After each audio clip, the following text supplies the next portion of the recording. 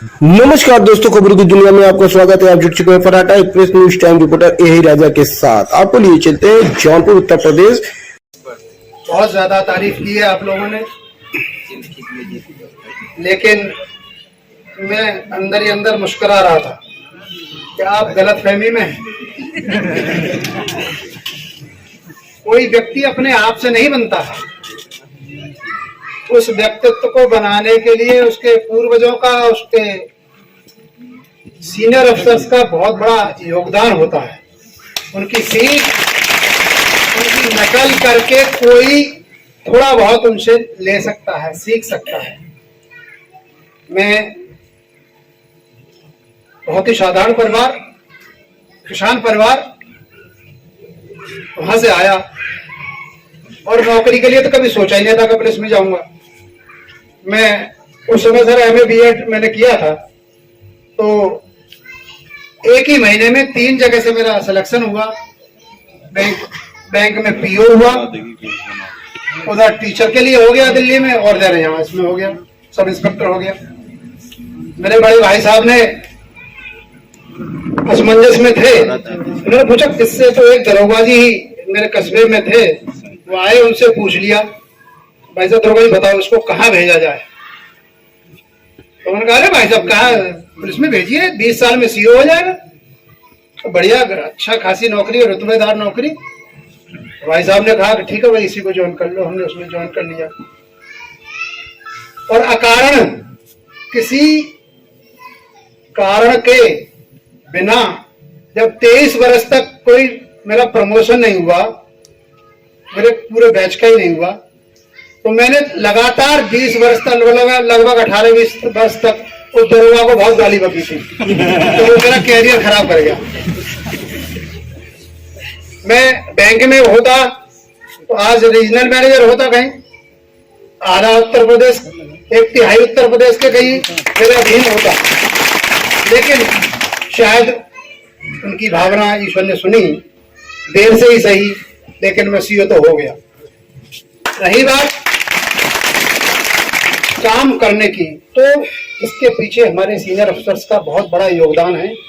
मैं 1990-92 उस दौर में जब आतंकवादी बहुत तेज जोरों पर था, मुरादाबाद जैसा शहर जो अपने आप में ही लोगों को मुरादाबाद का नाम सुनते ही डर लगता था, वहां पोस्टिंग होना और ऐसी जगह पोस्टिंग होना, अत्यधिक फोर्स मिलता था वहां।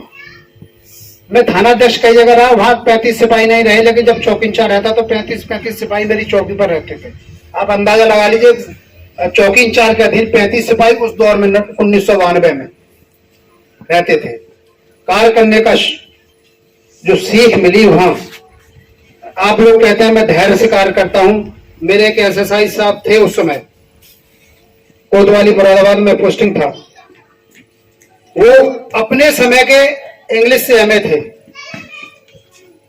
हरिद्वार के रहने वाले थे और बहुत ही एकदम ओल्ड थे। एकदम कोई भी घटना होती थी, एक तकिया कलाम था उनका, तो क्या हुआ, तो हम अक्सर शहर में नौकरी करते थे। चाकूबाजी मुरादाबाद में बहुत होती थी।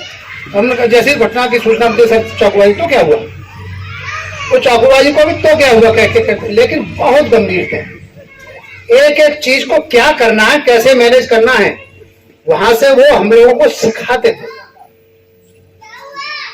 तो सीनियर अफसर्स का बहुत बड़ा योगदान रहा है, उनकी सीख उनसे ली है समय समय पर। और यहाँ का जो समय काटा है वो ये मैं रहस्य रहने देना चाह रहा था, लेकिन आप लोग ज्यादा तारीफ कर रहे हैं इसलिए मैं बता दे रहा हूँ। मेरा ये स्वर्णिम काल रहा यहाँ, और उसके पीछे मेरे सीनियर अधिकारी, खासतौर से जो मेरे एसपीआरए सर रहे, उनका बहुत बड़ा योगदान रहा। क्यों, मैं सर जब यहाँ आया था तो श्री त्रिभुवन सिंह साहब भी फतेहगढ़ में एडिशनल एसपी थे और मैं वहां इंस्पेक्टर था, और परिचित थे।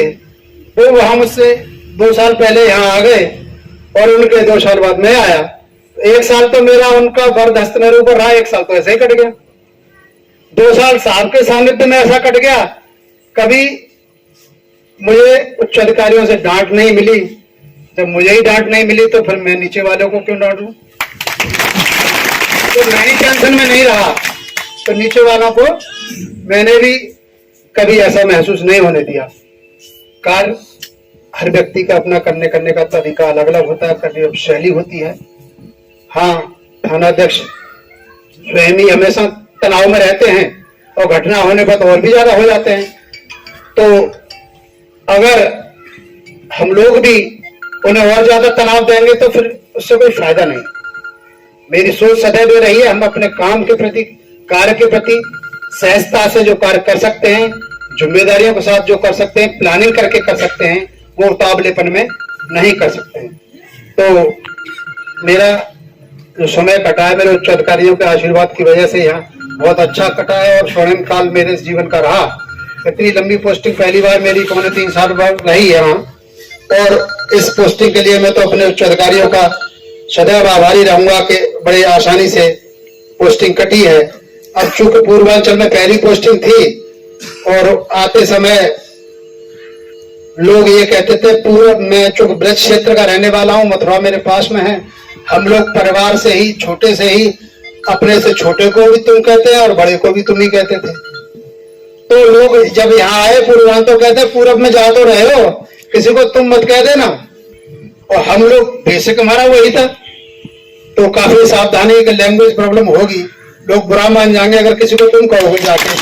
तो लेकिन कोशिश ये रही कि सब कुछ ठीक ठाक रहा और मैं बहुत सौभाग्यशाली हूँ कि इस जनपद में हमारे जो उच्च अधिकारीगण रहे इतने अच्छे रहे कि जीवन में पहली बार ऐसा मौका मिला कि 3 वर्ष कैसे गुजर गए पता ही नहीं चला।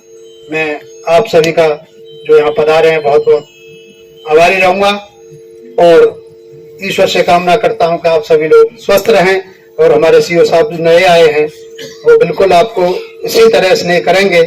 मैं आपसे यही कामना करता हूँ और आपसे अगर मुझसे कोई गलती हुई हो किसी से, किसी भी कारणवश अगर मैंने किसी का दिल दुखाया हो तो उसके लिए क्षमा।